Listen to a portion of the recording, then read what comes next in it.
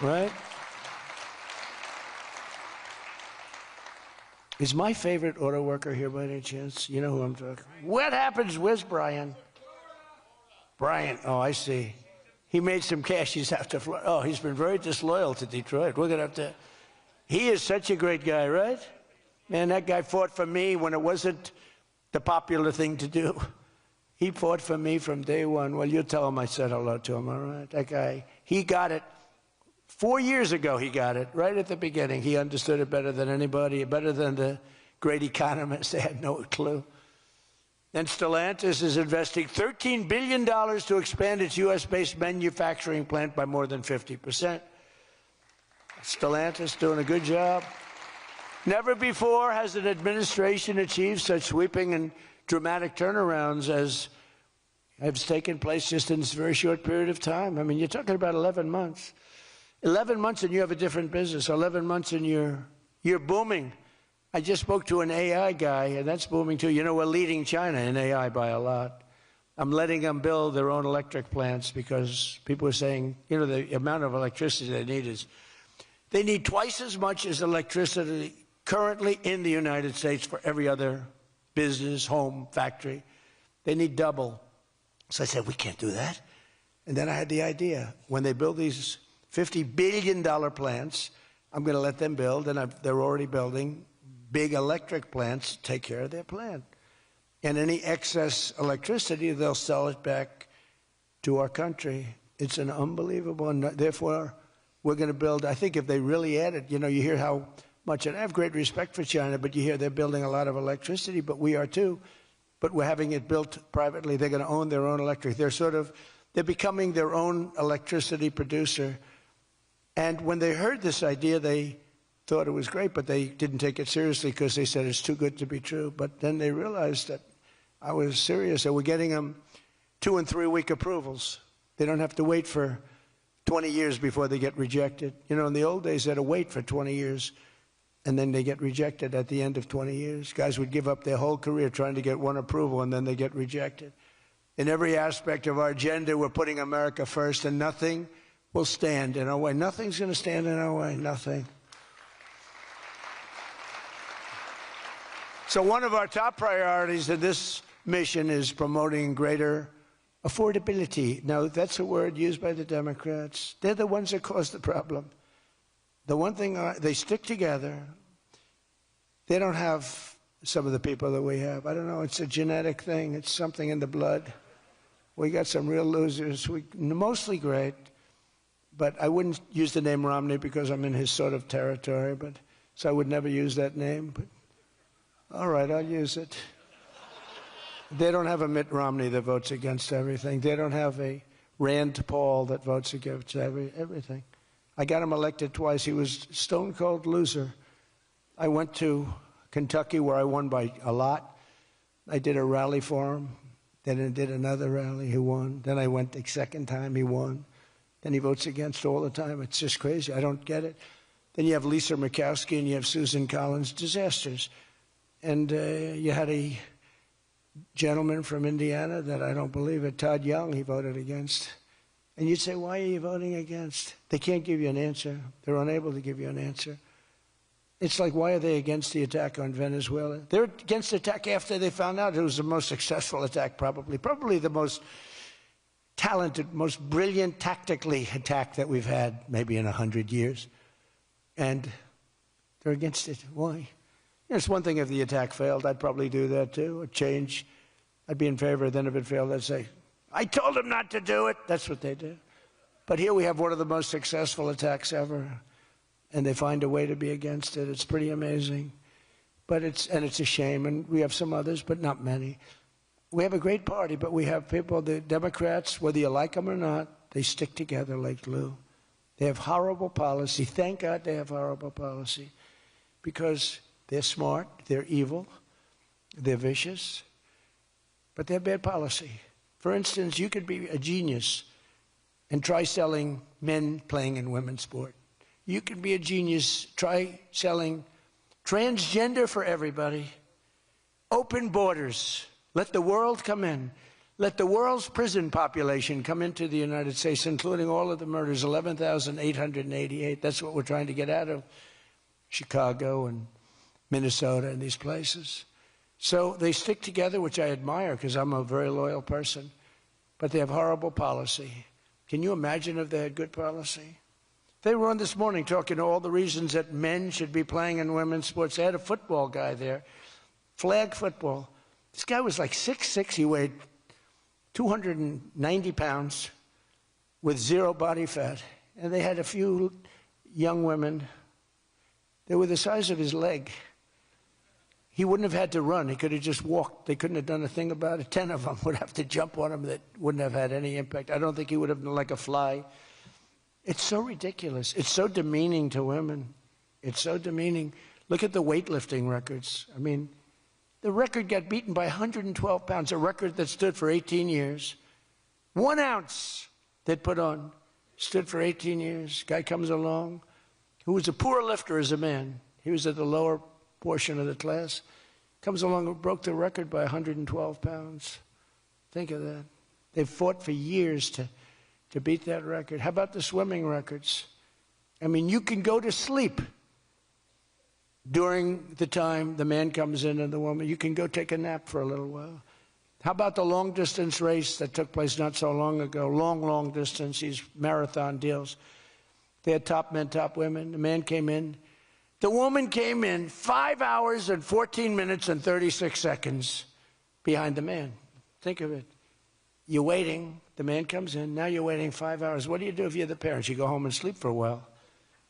Who the hell wants that? It's so demeaning to women and who are great athletes. It's so demeaning to them, and it's right now in the Supreme Court. I can't believe it would even go to the Supreme Court. I mean, could you imagine 20 years ago talking about men playing in women's sports? They'd think you're crazy. Or transgender for everybody? If you said there will be no mutilation on children, that's one of my standard lines. We will not allow the mutilation of a child. Can you imagine having to say that 15 years ago? People would say, is that guy crazy? Of course we won't. But we're living in a different time. It's a crazy time we're living in. After real wages plummeted by $3,000 under Sleepy Joe Biden, real wages are up by $1,300 in less than 1 year under President Trump. For construction workers, wages are up $1,800. Don't forget, they were down $3,000. Factory workers over $2,000, and for many other workers, over $5,000. And I just gave the military, because we're doing so well with taking in so much money with the tariffs, I just gave them $1,776. You saw that, right? Did you see that? They had 75, and I said, you know, if you had $1 more at $1,776, they said, that was a good idea. We could afford $1 more. We gave them $1,776. Meanwhile, grocery prices are starting to go rapidly down. Rent is down. Airfares are down. Hotel rates are down. Cell phone prices are down. And we're just getting started. But more importantly than going down, our growth is through the roof. It's way up.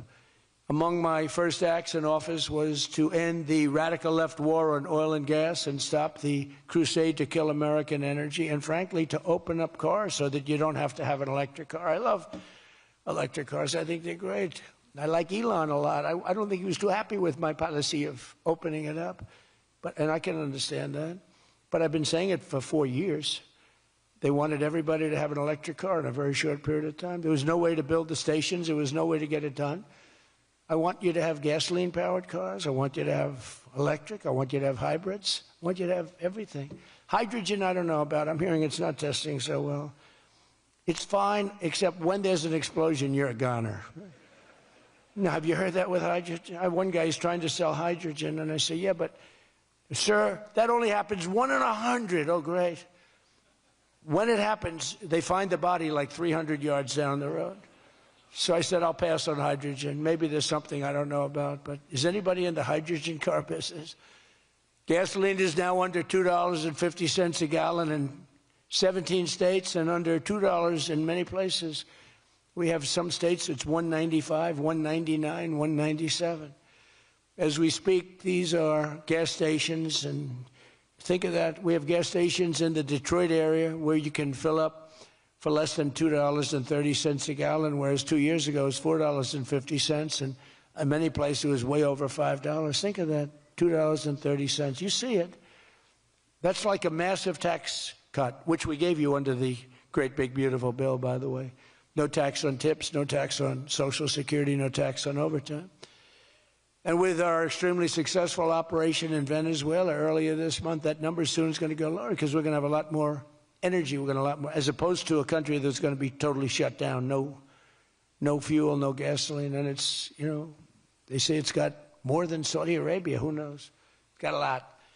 And by the way, to all Iranian patriots, keep protesting, take over your institutions if possible, and save the name of the killers and the abusers that are abusing you. You're being very badly abused. If the numbers are right now, I hear 5 different sets of numbers. I hear numbers, look, 1 death is too much. But I hear much lower numbers, and then I hear much higher numbers. But I say save their names because they'll pay a very big price. And I've canceled all meetings with the Iranian officials until the senseless killing of protesters stops. And all I say to them is help is on its way. You saw that I put tariffs on anybody doing business with Iran. Just went into effect today. And I say make Iran great again. You know, it was a great country until these monsters came in and took it over. And it's all very fragile. It would have happened to us, I'm telling you. If I didn't win this election, it would have happened to us. In the coming weeks, I will be laying out even more plans to help bring back affordability. And again, remember, that's a fake word by Democrats.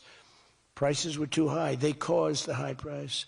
They never want to talk about affordability. They always go, this is an election about affordability. I say, they caused it. But they're good at that stuff.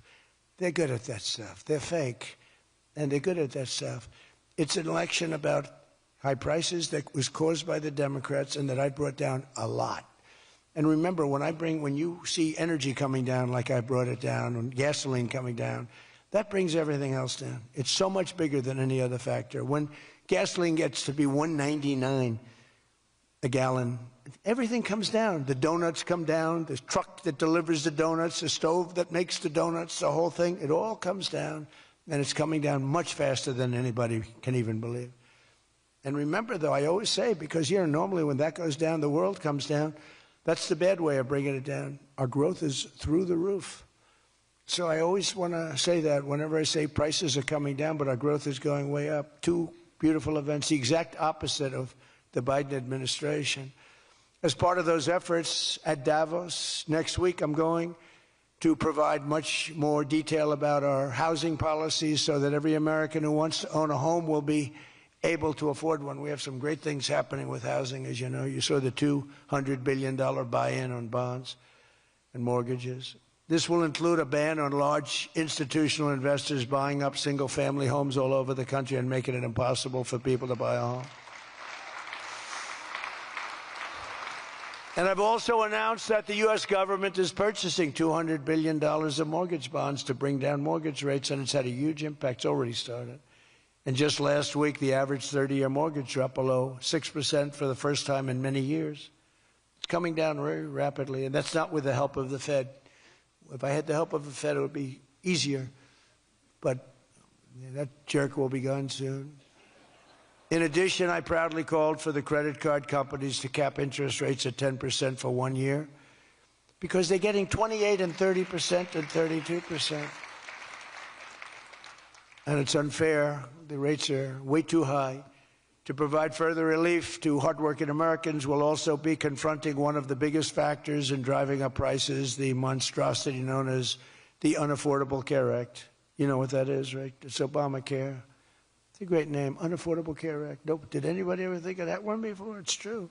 It's the Unaffordable Care Act. Obamacare was a gift to make health insurance companies rich at the expense of the American people.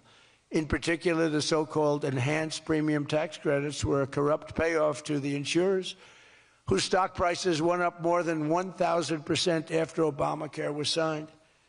I want the same money I want it to go directly, very simple. I want the money, those big amounts of money paid for by the government, to go directly to the people so they can buy the health care that's right for them. They can negotiate their own deal, health care savings account. but they'll buy their own health care, and everybody loves it. That's why later this week, I'll announce our health care affordability framework that will reduce premiums for millions of lower drug prices, delivering price transparency and demand honesty and accountability from insurance companies all over the country, all over the world, actually. Healthcare costs will come down very fast with my most favored nation executive order. We're doing most favored nation drug prices. When we would have drug prices stay the same, everybody thought it was great. They're going to be coming down thousands of percents. We're standing up to special interests and slashing prescription drug prices by 300, 400, 500, and even 600% and more. I mean, think of that. On that alone, we should win the midterms in a landslide. I'm doing favored nations. The country that pays the lowest price in the world is the price that we're going to pay. And we got that because of tariffs, because I said to the countries they wouldn't approve it. The drug companies were tough, but they were fine. But they said the countries will never do it because you have a pill that sells for $10, you have to sell it for 20 or 30, so you'd have to double or triple the price of their health care there for prescription drugs. Ours would come down from $130 to $20. Theirs would go from 10 to 20, the world being a bigger place. And it was unbelievable, but the countries wouldn't do it. So I called the countries. I said, if you don't do it, then I'm going to put a tariff on you. And the tariff's going to be 20 times more than the cost that you're having to pay for fair health care. And every one of them said, sir, we agree with you 100%. We would be honored to do it. It was really rather amazing. We could never do it. So think of that. You have most favored drug prices. Your drug prices are going to go down like from $100 to $10. Nobody can believe it. And we can't get the fake news to write about it. It's the biggest thing to happen in medicine. It's the biggest thing to happen in healthcare. And I cannot get the New York Times. I cannot get anybody